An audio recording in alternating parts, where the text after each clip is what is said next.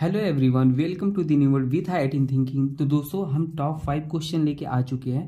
आज हम mole concept के पीवाईक्यू क्वेश्चन है, ये सारे जेई और नीट के पीवाईक्यू है। मतलब मेरा मोटिव ये है कि क्वेश्चन के थ्रू आपको कॉन्सेप्ट सिखाऊं, टू दी पॉइंट चीजें बात करूं, टाइम को बिना वेस्ट किए हुए। ठीक है, तो चलो स्टार्ट करते हैं। टाइम को बिना वेस्ट किए हुए आप क्वेश्चन के थ्रू हम कॉन्सेप्ट सीखेंगे, जो भी ट्रिक टेक्निक होगी वो सारी चीजें हम बात करेंगे। तो पहला क्वेश्चन पीवाईक्यू का है मोल कॉन्सेप्ट में कि अ कंपाउंड कंटेन एक्स 32%। ठीक है, गिवन है 30। ए कितना है? एक कंपाउंड है एक्स है जिसमें 32% ए है, 20% बी है एंड रिमेनिंग सी है। Then the empirical formula of X. ऐसे बहुत सारे क्वेश्चन पूछते हैं इंपेरिकल फॉर्मूला और मॉलिक्यूलर फॉर्मूला से रिलेटेड। तो आप क्या किया करो, अप्रोच क्या है, एलिमेंट जो गिवन है आप उसे लिख लो, टेबल बना लिया करो। एलिमेंट गिवन है, परसेंटेज जो गिवन हो वो लिख लिया करो। ठीक है, क्या लिख लो? परसेंटेज। एटॉमिक वेट लिख लो, टेबल में यही सब लिखना है जैसे मैं बता रहा हूँ। ठीक है, यहाँ पे मोल लिख लिया करो। ठीक है, अब देखो उसके बाद आप क्या किया करो, सिंपलेस्ट रेशियो निकाला करो। क्या सिंपलेस्ट रेशियो? वो मैं बताता हूँ। ये हमेशा टेबल ऐसे ही बनाना जब भी आएगा क्वेश्चन।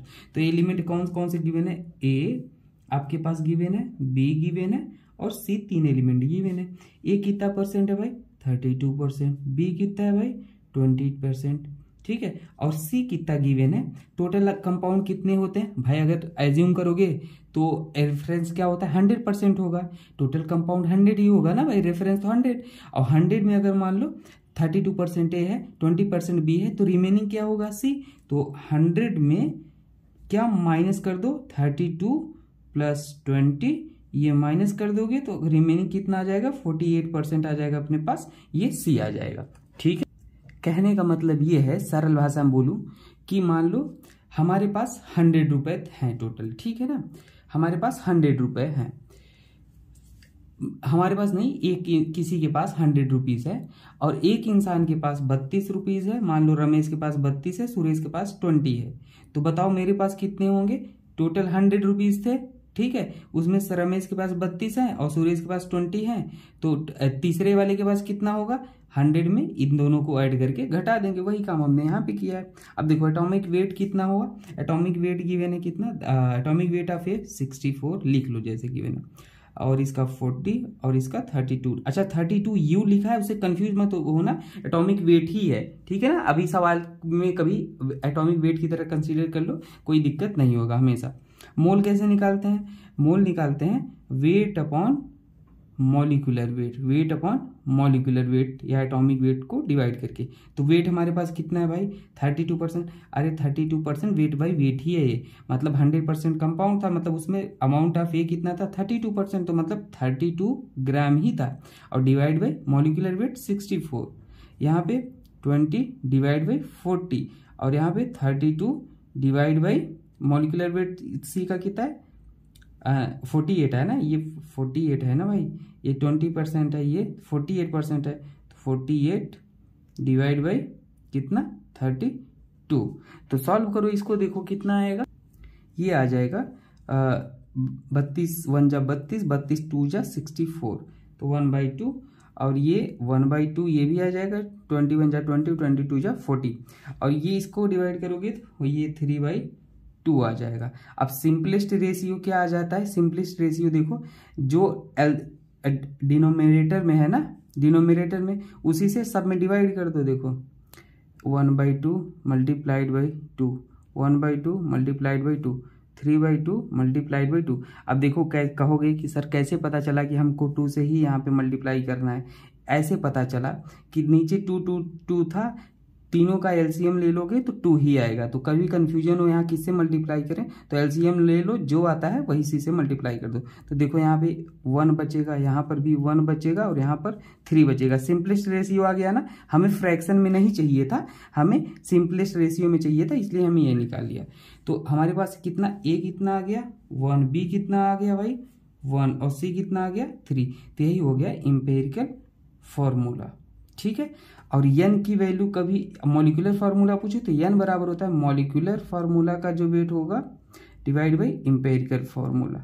ठीक है, तो कभी मॉलिक्यूलर फार्मूला का वेट गिवन हो तो ऐसे n निकाल लेंगे और फिर n से मल्टीप्लाई कर देंगे एम्पिरिकल फार्मूला में तो हमारे पास मॉलिक्यूलर फार्मूला आ जाएगा। तो ये सारी चीज़ें हमने डिस्कस कर ली। चलो नेक्स्ट क्वेश्चन को सॉल्व करते हैं।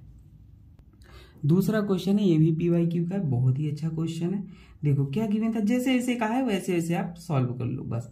Suppose the element x and y, आपके पास दो एलिमेंट है, कौन है, x एंड y, कोई बात नहीं। Combine to form to compound AX/Y2, क्या बना रहा है, XY2 बना रहा है एक, और एक X3Y2 बना रहा है कंबाइन करके। वेन 0.1 मोल ऑफ XY, मतलब इसके मोल कितने गिवन है भाई, लिख लो जो गिवन है लिख लो, 0.1 और 0.1 मोल ऑफ XY2 वेट, और इसका वेट कितना गिवन है, 10 ग्राम गिवन है भाई। एंड 0.5 मोल किसके गिवन है, ये वाले के गिवन है, एंड इसके वेट कितना गिवन है, 9 ग्राम गिवन है। जो जो गिवन था लिख लो। The atomic weight of X and Y, simple बहुत है, सिंपल। अब देखो आपको पता है क्या गिवन है, आपके पास मोल पता है, क्या पता है, मोल, वेट पता है, और एटॉमिक वेट पूछा था तो हमें पता है मोल बराबर फॉर्मूला क्या होता है, वेट अपॉन एटॉमिक वेट, यही तो होता है, या मॉलिक्यूलर वेट बोल लो इसको। तो अब देख लो आप XY2 के लिए हम ये वाला फॉर्मूला अप्लाई करते हैं, देखना कैसे, कितना इजी से आएगा। तो इसके लिए हमारे पास क्या है, मोल कितना है इसके लिए 0.1 पूरे कंपाउंड का, और वेट हमारे पास क्या है, नहीं पता है, वेट भी पता है 10 ग्राम है ना, वेट कितना है 10 ग्राम है, 10 दिया है। एटॉमिक वेट नहीं पता था तो एटॉमिक वेट क्या मान लिए इसका x, ठीक है, और इसका y, ठीक है। एटॉमिक वेट कितना मान लिए, इसका मान लो x, इसका मान लो y। तो हमारे पास देखो x, ये क्या है, x है, तो अपने पास x कितना था, 1 था, और एटॉमिक वेट इसका कितना माने x लिख लो, प्लस इसका एटॉमिक वेट कितना माने y, और कितना ये था, मॉलिक्यूल था 2 था, तो इसको 2 लिख ली, बस सिंपल। तो इसको इक्वेशन बना के लिख लो, तो 0.1 10 upon x plus 2y, simple, जैसे कहा था वैसे हमने कर लिया, ये लिख लिया ना। अब आप दूसरे वाले के लिए लगा लो, X3Y2 वाले के लिए सिंपली, तो मोल बराबर क्या हो जाएगा, मोल इसका कितना था 0.05, और वेट अपॉन वेट कितना था, ये वाला फार्मूला हम पुट कर रहे हैं, ठीक है ना। मोल की जगह 0.05 गिवन था इसका मोल, वेट कितना है 9 गिवन है, एटॉमिक वेट नहीं पता है तो एटॉमिक वेट कितना हो जाएगा, इसका x का एटॉमिक वेट x था, और 3 मॉलिक्यूल हैं 3 लिख लिया, और यहाँ पे इसका y था और 2 है तो इंटू 2 कर लिया है। तो कितना हो गया, सॉल्व करो इसे।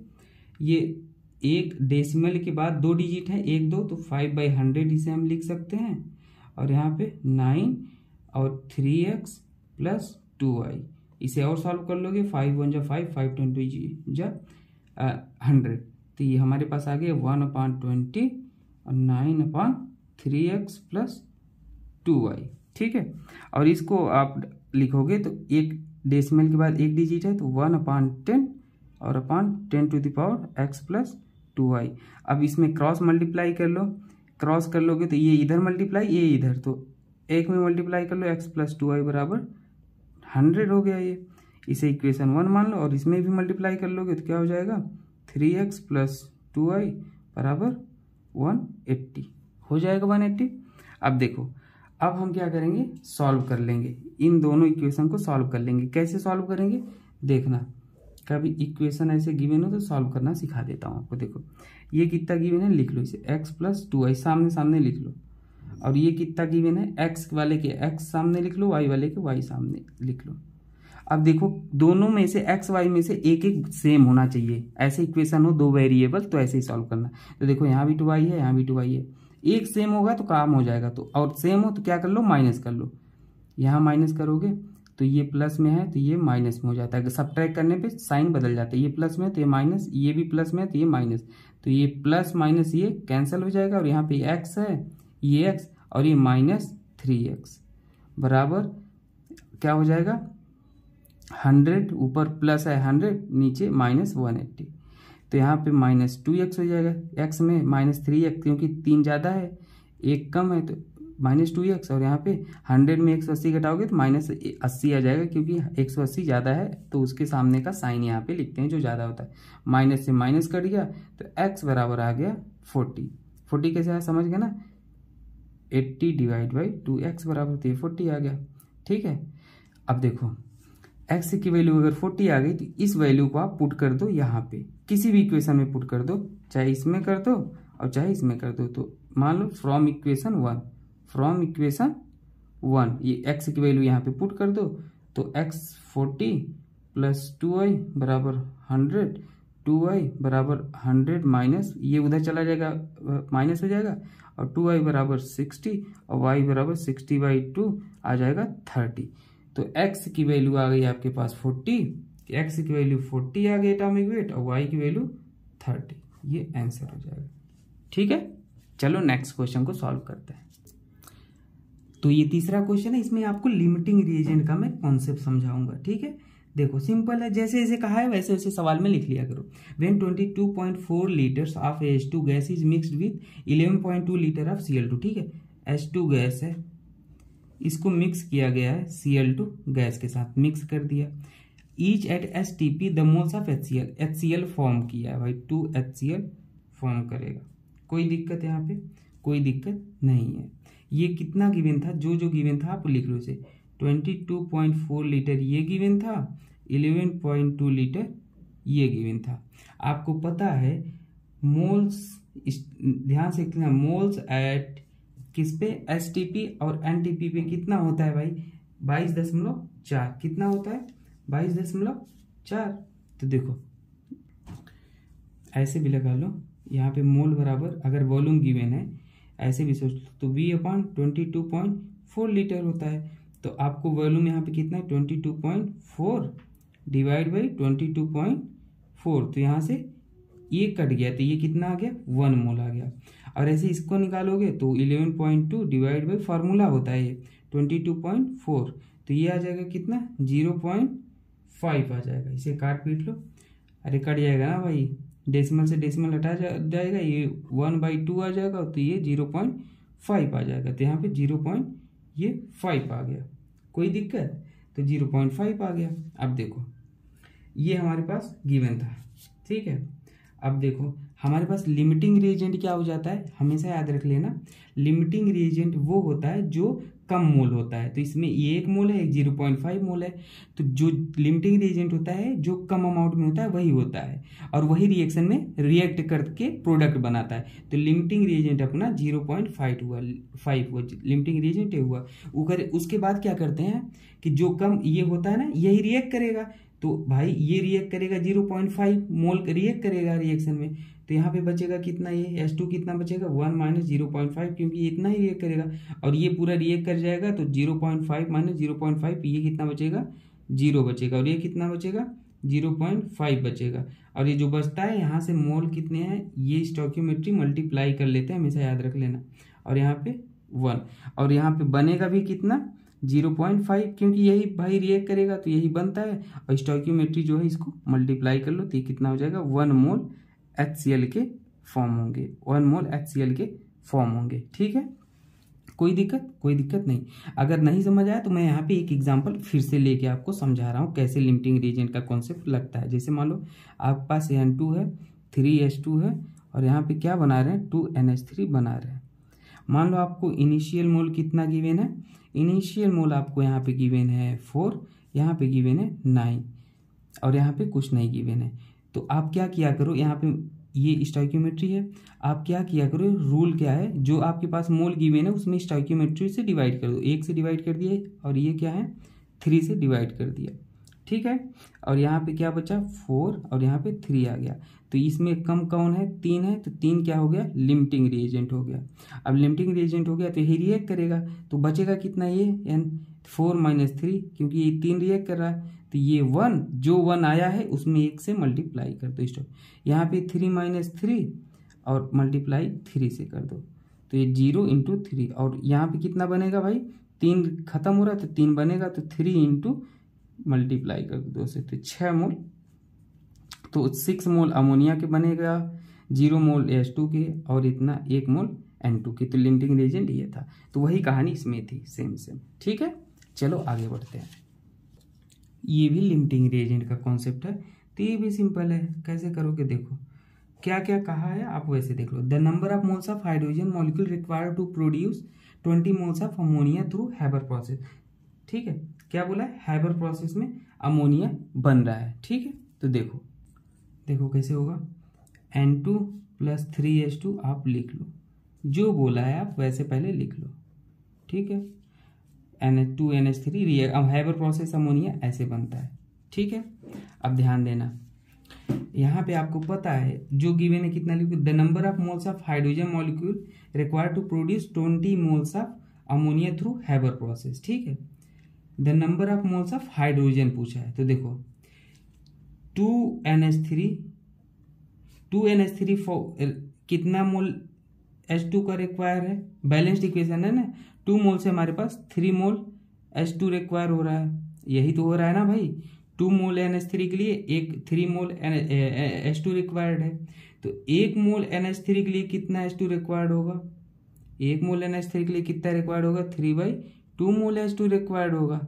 अरे ये सिंपल है, इसे समझो, मैं कहूँ कि 10 टॉफी का मूल्य कितना है, 20 रुपए है, ऐसे समझो इधर, अगर ये कभी ऐसे समझो कभी नहीं बोलोगे, 10 टॉफी का मूल्य कितना है, 20 रुपए है, तो एक टॉफी का मूल्य कितना हो जाएगा भाई, एक टॉफी का मूल्य कितना हो जाएगा, 20/10 कितना हो जाएगा, 2 रुपीज हो जाएगा। और मैं पूछूं बताओ 22 टॉफी का मूल्य कितना हो जाएगा, 22 टॉफी का मूल्य बराबर हो जाएगा 22 × 2, तो 44 रुपए आ जाएगा। तो सेम वैसे ही है, 2 NH3 का रिक्वायर है 3H2, 2 NH3 के लिए 3H2 रिक्वायर्ड है, तो एक NH3 के लिए 3/2 रिक्वायर्ड है, और पूछा कितने हैं, 20 मोल NH3 के लिए, 20 मोल NH3 के लिए रिक्वायर्ड कितना होगा, 20 × 3/2, तो 2 1 जा 2, 2 10 जा 20, और कितना हो जाएगा 30 मोल NH3 के रिक्वायर्ड H2 के रिक्वायर्ड होंगे। ठीक है, यहाँ पे क्योंकि H2 और NH3 का रिलेशन पूछा था, तो इसलिए आप ऐसे कर लिए, लिमिटिंग रीजन वाला कोई सोच नहीं लगाए। ठीक है ना, बाकी नेक्स्ट क्वेश्चन देखते हैं। नेक्स्ट क्वेश्चन था कि volume of CO2 obtain by the complete decomposition of BaCO3। तो ये सिंपल है, देखो BaCO3 बेरियम कार्बोनेट का डिकम्पोजिशन कराया गया, यहां से डिकम्पोजिशन कराएगा तो BaO + CO2 फॉर्म होगा। तो बोला है देखो 9.85 ग्राम BaCO3 के लिए कितना वॉल्यूम CO2 का चाहिए। तो देखो हमें चाहिए क्या चाहिए, हमें ग्राम गिवन है, मतलब वेट गिवन है, और वॉल्यूम का रिलेशन चाहिए। देखो ये वेट है BaCO3 और वॉल्यूम का हमें वॉल्यूम पूछा है, तो वेट से हमें वॉल्यूम का रिलेशन पूछा है, तो भाई इसको भी हम वेट से वॉल्यूम में ही निकालेंगे। कैसे निकालेंगे, देखो यहाँ पे कुछ नहीं गिवन है, तो स्टोइकियोमेट्री 1 है, यहाँ भी 1 है, और यहाँ पर अपने पास 1 है। तो हमें पता है मोल बराबर क्या होता है, वेट अपॉन मॉलिक्यूलर वेट, क्योंकि वेट से वॉल्यूम में जाना तो इसलिए हम वेट में कन्वर्ट कर रहे हैं। तो मोल हमारे पास कितना है, यहाँ पे 1 है, वेट हमें चाहिए, और मॉलिक्यूलर वेट इसका होता है 197 पॉइंट जो भी होता होगा समथिंग। ठीक है, लगभग, तो वेट बराबर आ जाएगा 197 आ गया, ये लगभग 197.34 होता है, तो वेट हमारे पास ये आ गया।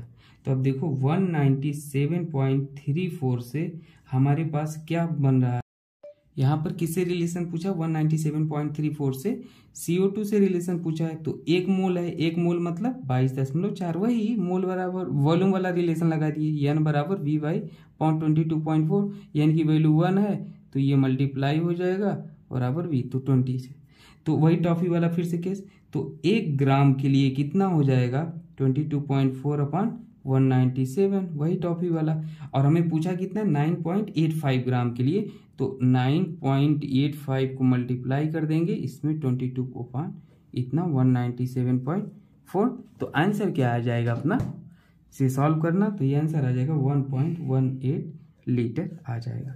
अगर किसी कुछ डाउट हो तो कमेंट सेक्शन में आप पूछ लेना, नहीं तो मैं आपको नेक्स्ट वीडियो में फिर से बता दूंगा। ठीक है, थैंक यू।